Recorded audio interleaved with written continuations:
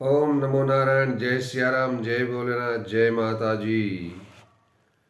आज मैं एक ऐसा विषय पर चर्चा करने वाला हूँ कि लोग बहुत पूछते हैं कि बाबूजी, लहसुन और प्याज खाना चाहिए कि नहीं खाना चाहिए।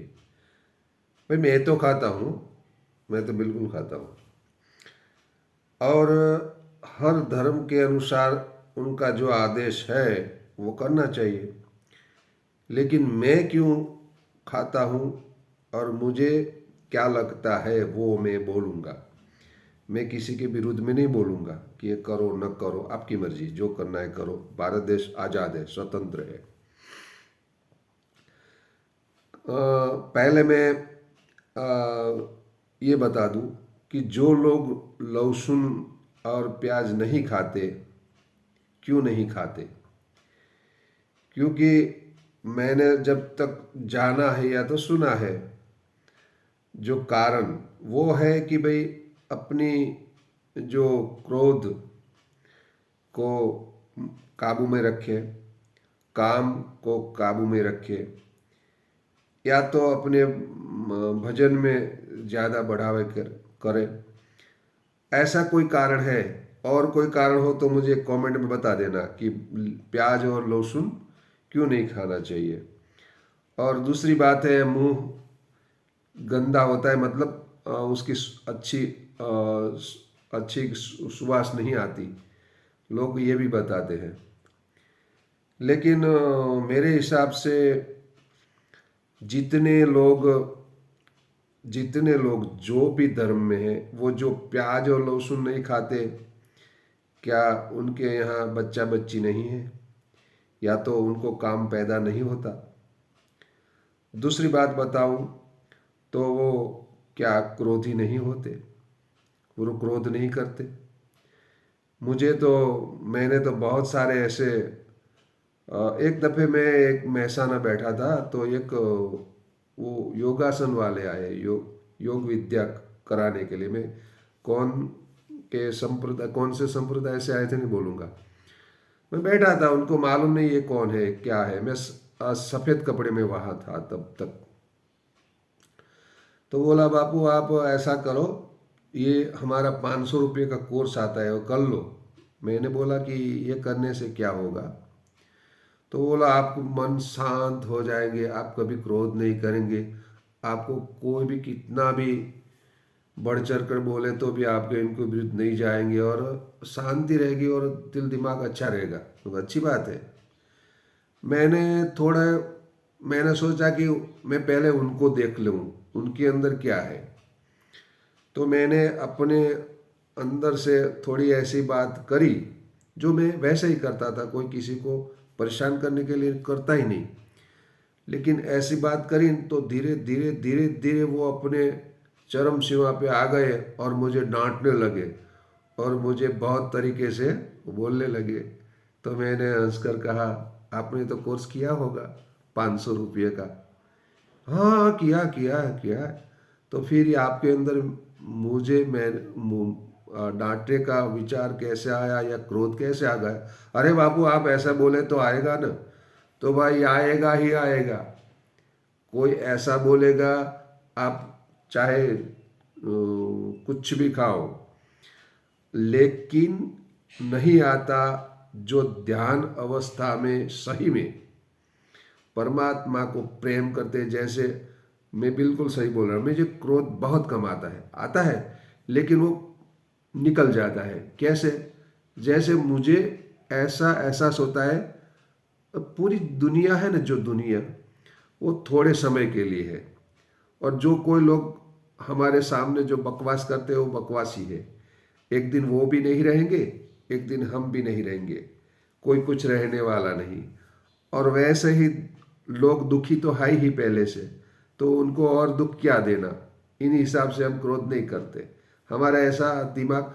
तो इनका मतलब एक जिनको ज्ञान हुआ और पक्का हुआ, ज्ञान पढ़ने से नहीं होता, ज्ञान अंदर से होता है। तो जिनको ऐसा ज्ञान हो गया कि भी प्याज खाओ या तो लहसुन खाओ, उनसे कोई भगवान की कृपा है। मैं केवल प्याज और लहसुन पे रहूं ना, हाँ नहीं रहना चाहिए क्योंकि हमारे शरीर के अनुकूल नहीं है, कोई दर्द हो जाता है उनसे। इसलिए कोई भी भोजन करो अपनी मात्रा में करो। हाँ, मात्रा क्यों करनी है? क्योंकि इनसे अपना शरीर स्वास्थ्य अच्छा रहे। आप अमृत भी पियो ना तो उनकी भी मात्रा होती है, वरना वो भी जहर हो जाता है। हर भोजन की एक मात्रा होती है, वो शास्त्र में भी, और जो डॉक्टर लोग होंगे ना वो भी बताएंगे आपको। तो ऐसी बात है कि प्याज और लहसुन खाने से जो आप समझ रहे हैं, अपने दिमाग में जो सोच है वो ठीक नहीं है। उनका तो गुण है जो हृदय रोग में लहसुन बहुत बड़ा काम आता है, और पेट की बीमारी में भी प्याज बहुत बड़ी काम आता है। तो जैसे मैंने कहा, मैंने एक संत को देखा था, वो केवल प्याज पे रहते थे, तो भी वो बड़े पवित्र आत्मा थे। तो वो जो कुछ आता है अंदर से आता है, वो खाने पीने से कुछ नहीं होता। मेरी ये सोच है भाई, आप खाओ ना खाओ आपकी मर्जी। मैं किसी को ये बताने के लिए नहीं आया कि आप प्याज और लहसुन खाओ। आप नहीं खाते आप। मैं अभी पंजाब में था, जो सेखू पर वो एक आश्रम मैंने संभाला था। मैं तो आ गया इधर गुजरात में। हमारे एक बाप जी उन्होंने मुझे यहाँ दिया था, बड़ी सी पदवी दी थी। तो वहाँ जो पुजारी थे, ब्राह्मण थे, वो बोले बापू यहाँ तो प्याज लहसुन नहीं चलेगा। तो नहीं चलेगा तो मैं कहाँ यहाँ से चलूँगा। मैंने जो अपने सेवक थे ना उनको बोला, तुम पहले जाओ बाजार में से प्याज और लहसुन लेके आओ, और भोजन बनाओ तो उसमें अवश्य डालना। तो बड़े महात्मा वहाँ एक आए, तो उन्होंने भी बोला मैं भी भाई प्याज लहसुन तो खाता हूँ। वो पंडित जी, भाई भगवान को भोग नहीं लगता। अरे भगवान को नहीं तो हलवा बनाओ, भगवान को हलवा खिलाओ। आप हलवा भी खाओ और प्याज लहसुन का साग उसको भगवान को मत खिलाओ। अगर नहीं खाना है, भोलेनाथ को नहीं खाना है तो कोई बात नहीं, जो शास्त्र में लिखा है करो, लेकिन आप तो खाओ। तो मेरा आज का सत्संग प्याज और लहसुन के बारे में है। प्याज और लहसुन खाने वाले क्रोध नहीं करते, ऐसा मैंने नहीं देखा, वो ज़्यादा करते हैं। और प्याज और लहसुन खाने वाले कामी नहीं होते, वैसा मैंने नहीं देखा, वो ज़्यादा कामी होते हैं।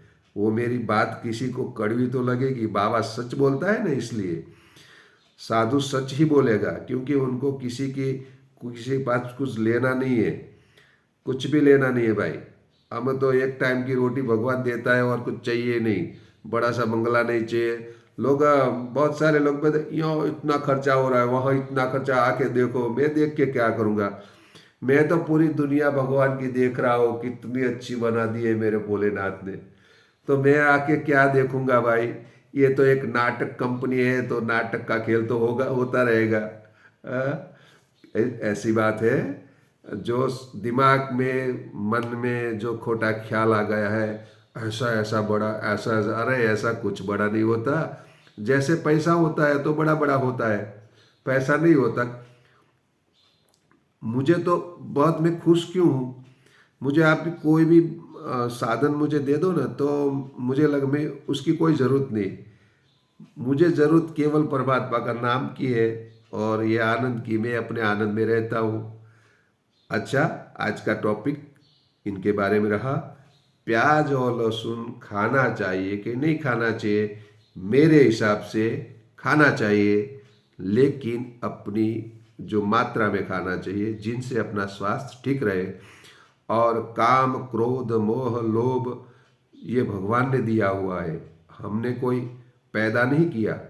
वो भगवान ने दिया तो कुछ तो उसके पीछे होगा ना रहस्य। तो वो कोई भी चीज खाओ तो उनमें भी ये अपने पांच तत्व जो गुण है वो तो रहेगा ही रहेगा। आप चाहे केवल गोल पर रहो, गुड़ पे रहो, चाहे मिठाई खा लो, चाहे, हाँ ठीक है, 2-5% फर्क होता होगा, 2-5%।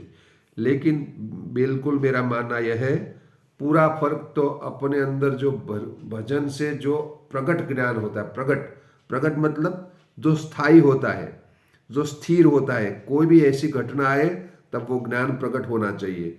आपने बहुत सारा पढ़ लिया, लेकिन जो जब घटना है तो आप भूल जाएंगे और उनके बाहर निकल जाएंगे। वो ज्ञान नहीं है। ज्ञान तुरंत आना चाहिए। पहला तो धक्का लगता है, हर किसी कोई भी हो। भगवान खुद राम को भी धक्का लगा था। जैसे लक्ष्मण जी को मूर्छित करने का बाण लगा तो उनको भी थोड़ा धक्का लगा, लेकिन वे वापस में अपनी असल स्थिति में आ जाते हैं, क्योंकि वो जानते हैं। इसलिए ज्ञान जरूरी है। अगर अपने क्रोध नहीं करना और परमात्मा का भजन करना, शांत रहना है और मौज करना है, तो ध्यान भजन से ज़्यादा कुछ नहीं है। ओम नमो नारायण। जय श्री राम, जय भोलेनाथ। फिर मिलेंगे और कोई सत्संग के साथ। आप सभी का भला हो, आप सभी का कल्याण हो। और मैं आज हर बात बोलूँगा, ये वीडियो मेरा ज़्यादा से ज़्यादा शेयर करो। और लोग बोलेंगे तो बाबा का पैसा कहाँ है? पैसा आएगा तो मैं आपको खिलाऊंगा, कोई बढ़िया सा आश्रम बनाऊंगा तो और लोग ले जाते तो मुझे भी दे दो ना भाई, मैं भी आपको खिलाऊंगा, आपके लिए कुछ व्यवस्था करूंगा। बाबा वो साथ में नहीं ले जाएगा, और बाबा किसी को सेवा में ही खर्च करेंगे हम।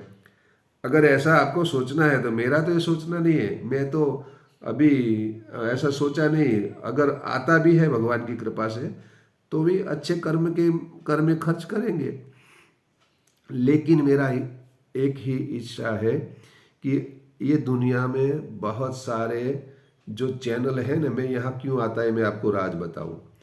तो गंदी बातें आती है, कोई झगड़ा कंकास आता है तो लोगों को 2-3 लाख कितने वो देख लेते हैं 1 घंटे 2 घंटे में। तो उनको ऐसे ऐसी जो चीज़ चाहिए वो चीज़ मेरे पास नहीं है, और मेरे पास जो चीज़ है वो लोगों को उतरती नहीं। इसलिए आप कर सकते हैं, आप लोगों को बेच सकते हैं, और ज़्यादा से ज़्यादा लाखों आदमी अगर देखे तो कुछ फर्क पड़ेगा। तो बाबा का जीवन, मैं तो भजन करता ही हूँ भाई, मैं अपने लिए तो करता हूँ, लेकिन साधु का धर्म है कि वो भी और किसी को कुछ दे के जावे। तो और क्या हमारे पास दूसरा तो कोई, मैंने बोला था शिक्षक क्या देगा, वो आपको लिखेगा, वो आपको पढ़ना है। वैसे मैं बोलूँगा, आपको पढ़ना है तो पढ़ो, वरना मौज करो। ओम नमो नारायण। जय श्री राम। हमारी कहीं गलती हो, किसी को दुख लगा हो तो फिर से क्षमा, हर बार क्षमा मांगता रहूँगा, लेकिन बोलूँगा तो सच। ओम नमो नारायण। जय श्री राम। और मेरे पास एक अब नया चैप्टर आया है। बाबा जी ने मुझे फ़ोन किया है कि एक गीता जी है जो रामपाल जी ने लिखी है, उनमें गड़बड़ की है। जो ओरिजिनल गीता है ना, उनमें से उन्होंने बहुत सारी गड़बड़ की है। तो मुझे वो जानना है, तो मैं जाने वाला हूँ वहाँ। और अगर वो गड़बड़ की है तो बाबा तो बोलेगा कुछ, और सोचेगा क्या हो क्या नहीं। मैं बाबा जी को मिलूंगा। ओम नमो नारायण। और फिर आपसे मिलते रहेंगे। जय श्री राम, जय भोलेनाथ। आप सभी को कल्याण हो।